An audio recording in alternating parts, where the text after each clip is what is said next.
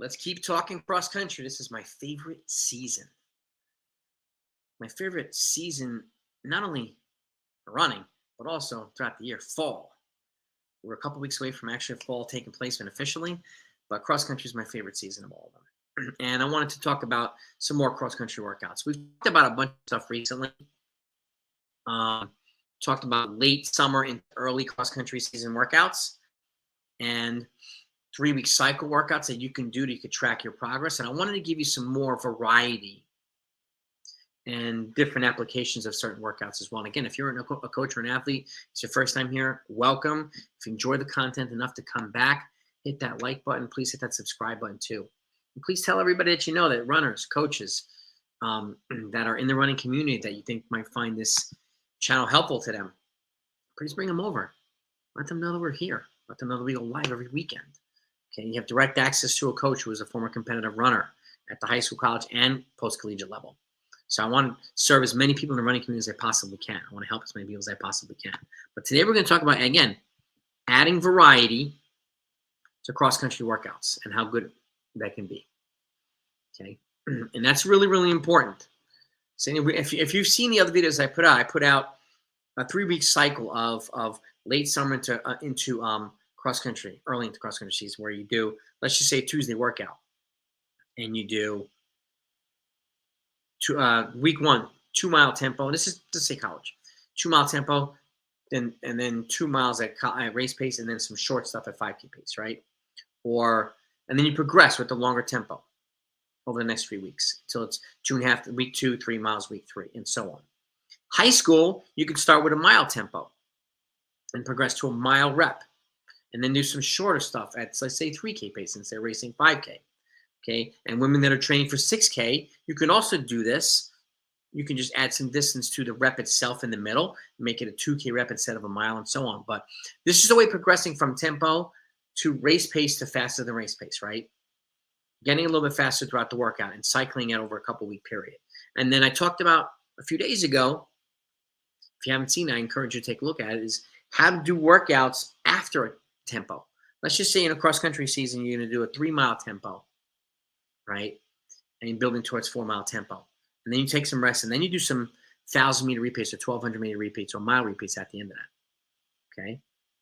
And you do 3 or 4 times a mile, 4 to 5 times 1,200, 5 to 6 times a K after you do your tempo, okay? This simulates, okay, using the tempo to trigger or stimulate the VO2 max component of your workout, and then transitioning to some more race pace stuff. And keep in mind, I mix and match a lot of workouts because you never really know when a race is going to be tactical, whether it's the beginning, the middle, or the end. So being ready for all different scenarios is a good thing. And keep in mind, a couple of things that differ cross country to the other seasons is, number one, it's the only season where the weather gets cooler throughout the season. It gets colder, okay? So the fitter you are, the sharper you need to be towards the end of the season. Also, this is the only season also where you have a long stretch of athletes that are running like bats out of hell to position themselves for more narrow paths in cross country. It's not like a track where you have all 8 lanes that are open the whole entire time. It could be crowded, but you can maneuver around a track a little bit easier than you can do around a cross country course. So positioning is really, really important. And I'm going to give you some workouts to help other areas of the cross country races. And you can apply this in track races too. But let's get to this. For high school, okay, and if you have questions along the way, put them right in the comments, okay? A warm-up, your drills and strides as always, a couple of transitional 200s to help you find the pace you're looking to run in the workout before the workout starts. So in high school, let's just say you started a 2K tempo rep, okay? Take a 5-minute active recovery. But instead of doing the mile race pace rep after, you do the shorter stuff afterward. Now it's 8x300 with a 100-meter jog. Let's just say it's at 3K pace. Then you rest 5 after the last one. Then you do a mile at your cross-country race pace, a 5K pace. What's the difference between this? Well, the shorter stuff helps make it a little bit easier to lock into the longer rep towards the end of the workout. Makes it easier. You're doing some faster stuff. That'll make the pace feel a little bit easier in the long rep at the end of the workout. And again, right now, it's a good time to do this. As you get fitter throughout the season, you can move the shorter stuff to the back end of the workout as well when you're going to need to deploy more speed and more turnover. So it's up to you to decide how you want to mix and match, but I'm just showing you how to kind of maneuver things throughout the workout. It doesn't always have to be long, short. It can be other things too. Then you can progress to a 1.5 mile tempo. And this could be every week, every other week, however you want to incorporate it, it's up to you. Then the next up is you progress to a 1.5 mile tempo. Take the set, should say rest 5, should be 5-minute recovery there, my apologies. And then you do 6 times to 400 with a 100-meter jog. Okay, progressing from 8 times 300. Same volume, right? 1.5 miles worth of volume. 3K pace. Okay, then you take 5 minutes after the last one. And then you're going to try to run a 2K rep at the end at cross-country pace. So a little bit longer, but just 1 rep. And that's the workout. If you add it up, you get 1.5. And 1.5, that's 3 miles, and then the 2K in the back end of it, a little more than 4 miles worth of volume, right? So a little bit over distance, but you're not doing 4 times a mile hard at cross-country pace early in the season, especially if you're not ready for it. That's more of a mid to late season workout if you want to do it at goal pace, right? This allows you to mix and match different things throughout the workout itself. Then you can progress to a 2-mile tempo. Take a 5-minute active recovery. Then you can progress to 5 times 500. With a 90-second recovery now, instead of a 100-meter jog, right? After each rep, you can still run the 500s at 3K pace. Take 5 minutes after the last one, then you can do a 2K rep again at your race pace, okay? So like I said, the tempo, and again, you could also flip this around. You can do the longer rep at race pace in the beginning, and then you can put the tempo on and the end of it after the shorter, faster stuff to help you kind of flush out some of the stuff that's in the legs, that might be in the legs from the shorter reps. You could do that as well.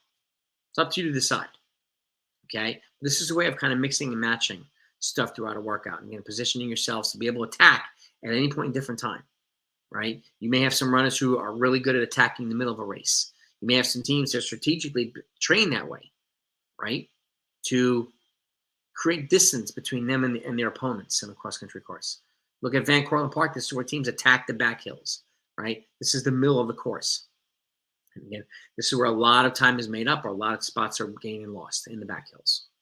Okay, so workouts like this that help prepare you for that. Now let's transition to college. Okay, college men.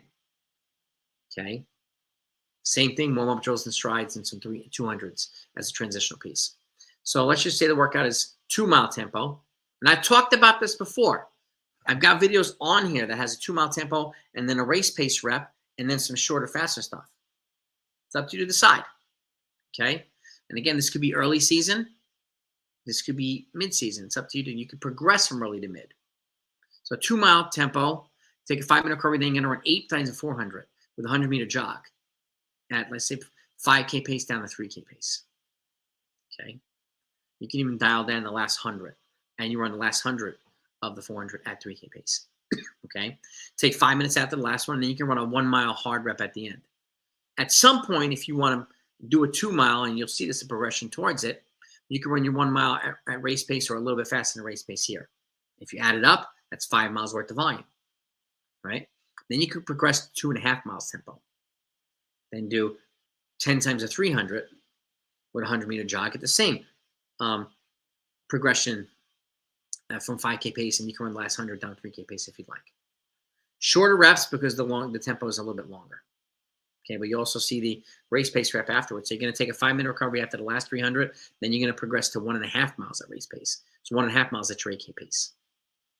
Okay, the 300 to make it a little bit easier to manage the pace of the 1.5 miles at race pace. Okay, and then you can progress to a 3-mile tempo, 5-minute recovery. Then you can do 5 times a 600 if you're ready for it, if your athletes are ready for it. You can run those at 5K pace. You can run the last 100 of those at 3K pace. Okay, you can dial it down towards the end of each rep. Take a 2-minute recovery after each rep, 5 minutes after the last one, and then you can try to do 2 miles at race pace. And again, here, you're at a little bit over distance. You're over 6 miles worth of volume. This is a good mid-season workout. Okay, at latest, this is a good early to mid-season progression here. Okay, but you see the progressions. From tempo to shorter stuff, they get a little bit longer. To the race pace rep, they get a little bit longer. But instead of, like I said, instead of tempo, then cross-country race pace, then shorter stuff, this is tempo, shorter stuff, then cross-country race pace. Throws variety into the workouts. Now, let's progress to college women who train for more 6K, right, than the men who train for 8K, 10K. This is for college women. So you can do a mile tempo, the same warm-up drills and strides, 200s, right? Do a mile tempo. Take a 5-minute active recovery, whatever that mile tempo is. Then you do 8 times a 300 with a 100-meter jog. Try to run those from 5K, 3K pace as well. Okay, take 5 minutes after the last one. And then you do one 1,200-meter rep at goal race pace for cross country. Right? And then you can progress to 1.5 miles tempo. Take the 5-minute recovery. Then you do 6 times a 400 with a 100-meter jog recovery. And it's the same thing, 5K down 3K pace. 5-minute recovery after the last one. And then you do a mile again. Or you do a mile at race pace then. Progressing from 1,200 to a mile. Okay? Adding 400 meters at your goal race pace. And then the last segment here is a 2-mile tempo. Take the same 5-minute recovery. The recovery stays the same because you want to see how you recover as the tempo gets longer with the same recovery. That's one of the progression points you can look for in a workout, especially as a coach. Okay, and then after your 2-mile tempo, you can do 5 times a 500 with a 90-second recovery. Progress from 5K pace down 3K pace as well. Okay, the more you can do a 3K pace, the better. Take 5 minutes after the last one, and then you can do a 2-kilometer rep at race pace. Okay, so you see the bookend reps are longer, but again, just like I said, the college men, you could do that 2K rep at race pace in the beginning, and then the 500s, and then you can do 2-mile tempo at the end if you'd like. I like to do the tempo in the beginning to kind of trigger the VO2 max and to elevate the heart rate so that you're progressing to the more intense stuff in the latter part of the workout. It simulates what the middle and the back end of a race is going to feel like when you're going to need to be mentally tough and resilient, where you're going to need to lock in and attack, right? And if you could set yourself up, build enough fitness so that you can attack from further out in the race without having to rely on the last 100 or 200 meters, especially if you have a bunch of half milers and milers with a lot of leg speed around you, these are the types of workouts that put you at an advantage if you can learn to take advantage of this stuff. That's why everything's a gradual progression from one to the next. So you could tangibly track it, but also do it so that yourself and your athletes can actually handle what's being prescribed. Being able to, handle it is an important component of the training itself. Okay, so I wanted to give you these workouts. Again, this is how I like to add variety. And these are workouts that I've used with athletes. Okay, high school and college level with success. Okay, that's why I'm sharing them with you. Okay, anybody has any questions? Black Belt Running Coach at gmail.com. Is my email address. Again, blackbeltrunningcoach@gmail.com. That's my direct email address. And if anybody has any questions, put them in the comments right now. I'm more than happy to answer them before I wrap it up. But I wanted to share these workouts with you. And if you see anything like it, or if you've done anything like it, let me know. But now you can compare and contrast the other workouts that I've done recently. And yesterday or the day before I put out, you can do one longer tempo and then some longer reps. And that's it after the tempo in the same day, right? In the same workout. But that's just that and that. This is a little bit different, okay? So this is a complement to the workouts that we did several weeks ago. We talked about progressing from long tempo to one long rep to shorter, faster stuff. This is a way of kind of mixing and matching. And like I said, some folks need to do the shorter stuff before the longer stuff, right? Because it helps them lock into the pace a little bit more, helps them feel better about opening up their stride in a long rep, okay? Which is a totally fine thing too. I encourage folks and athletes to do both, if you can, if you feel it's appropriate to. But again, depending on how frequently you race, you figure out how to plug this stuff into the training. Morgan, how are you? Question about schedule. Yes, you can ask. Go ahead, Morgan. That's what I'm here. That's why I'm here. Ask any question you want. That's why I go live, so you can ask questions. And sometimes me answering a question can lead to more questions. And I want you to have access to a coach who's done it and who's been coaching for the last 2 decades as well. So I want you to be able to get your questions asked. Hopefully I can do that. But what's the question about schedule structure? And is this training schedule structure? And if you don't mind, share with me what your current schedule looks like now. And so you race on Wednesday, how would you do the days before? I would go, so do you only race Wednesday? Do you also race Saturday, Morgan? Do you race Saturday as well?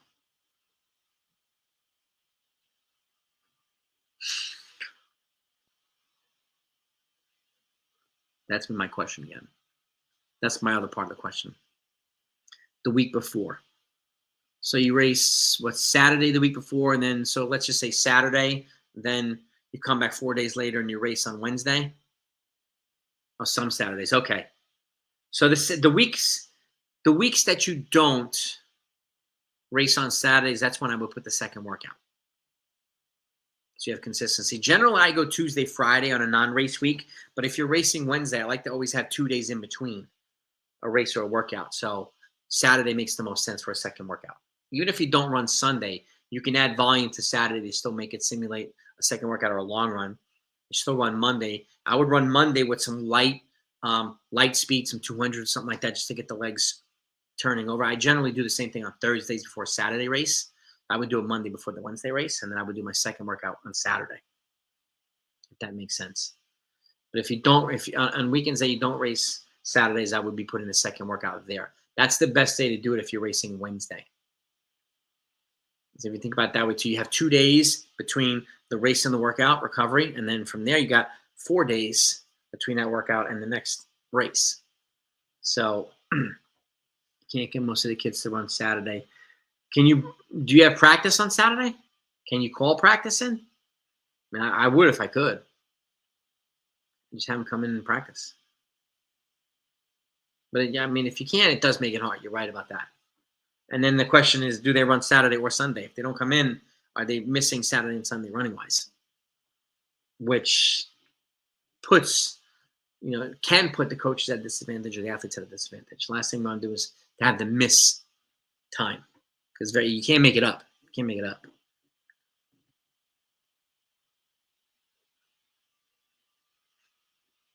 But I would encourage you to consider calling a Saturday morning practice if you could. Just morning, get it done, go back home, have your breakfast, and go back and take a nap, go back to bed. If you can. But I understand in certain areas it's hard to do. These kids are not dedicated. Do they want to race on Wednesday? Let's say, the people that show up on Saturday are the ones that I'm going to race on Wednesday. Something like that. The people that are going to be on my varsity on Wednesdays. You can kind of incentivize it in a way that's not punitive. I encourage you to consider that too. Yeah, email me, Morgan. Black belt running coach. Let me put it in the comments here so you can see. But email me.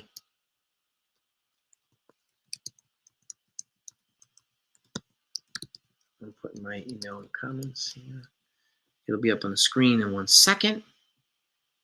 And this is my email right there. Love to chat with you about this. We'll figure out, a path that works for you, that helps you.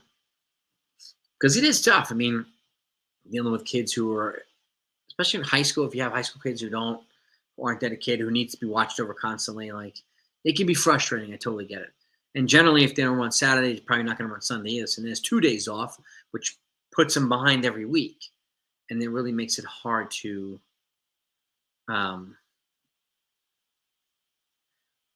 continue to get better, I should say.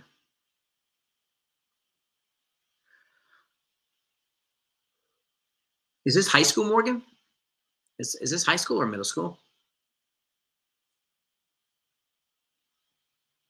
That's my other question for you. But I totally get that. It is a frustrating endeavor as a coach, as high school. Okay. It's a frustrating endeavor as a coach. But if you can get some people on, to come to a Saturday practice, those are the folks that I would incentivize on Wednesday. If we could figure out some creative ways to get you, maybe get the kids showing up a little bit more on Saturdays. Blaine, send me an email, Morgan. Those are good questions. Does anybody else have any questions, by the way, before I wrap it up? I'm going to get back to work myself, but I wanted to just leave this open. Would Saturday be more of a VO2 or tempo? I would mix and match. I would cycle it throughout the season. It would be like VO2 or tempo. Well, tempo is VO2 max. It's initial VO2 max and then threshold. I would cycle it. Let's say I would do tempo 1 week with some light speed at the end of it. And then threshold reps the following Saturday when you don't race with some speed on the back of it. And then I would do race pace stuff or critical velocity, like 1K reps at race pace or slightly fast, something like that. And I would cycle tempo, threshold, race pace, and then do that as many times as you possibly can throughout the season. You'd be surprised at how much better your athletes will get. Keeping it simple. You're welcome, Morgan. My pleasure. Yeah, email me. We'll definitely we'll help you out. I'm more than happy to. But I appreciate you bringing your questions. But everybody else, have a great day. Thanks so much for watching. And again, if you have any questions, that's my email right on the screen right there. Okay, don't hesitate. Really, do not hesitate to reach out to me. More than happy to help. Have a great season, everybody. I'll talk to you next time. Morgan, looking forward to your email. Talk to you later.